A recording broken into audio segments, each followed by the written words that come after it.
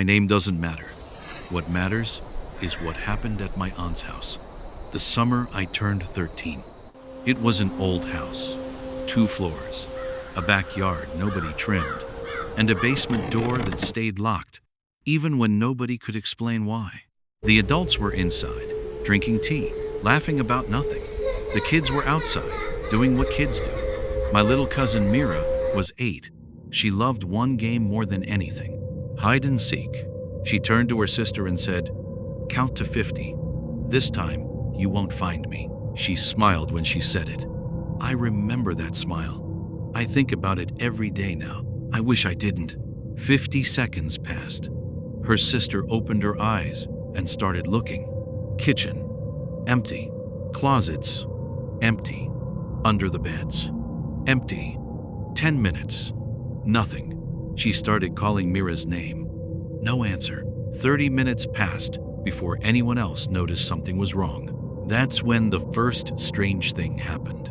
I was sitting on the porch, and I heard counting, not from inside the house, from underneath it.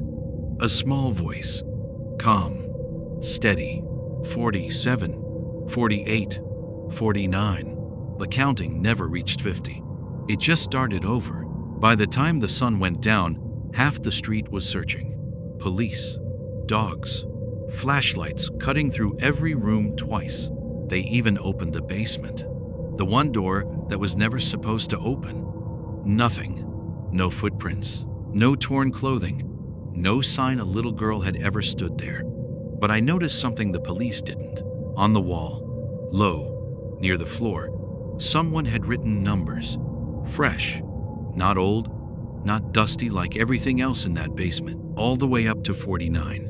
Then it stopped. 6 years later, that number still haunts me, because I think I finally understand what it means. She never finished counting to 50, and I don't think she's allowed to. Here's the part I never told anyone, not the police, not my family, only you.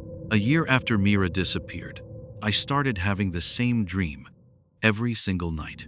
I'm standing in that hallway from my aunt's house, but it's longer now, too long. The doors don't lead anywhere.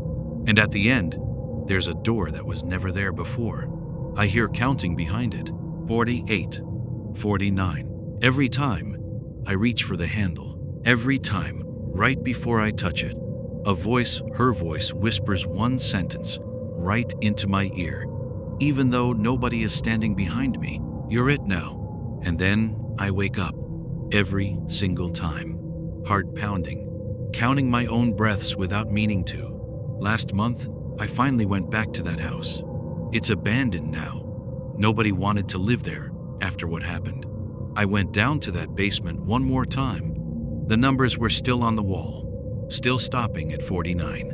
But this time, there was something new, scratched below it, in different handwriting, smaller, shakier. She never stopped. She's still waiting for someone to say 50. I didn't say it. I couldn't, because deep down, I think I know what happens if I do. I think the game isn't over. I think it's still my turn to hide. If you ever hear counting where no one should be counting, don't answer. And whatever you do, don't say the number 50 out loud. If this one got to you, you know what to do. Subscribe, and I'll tell you what happened to her sister next.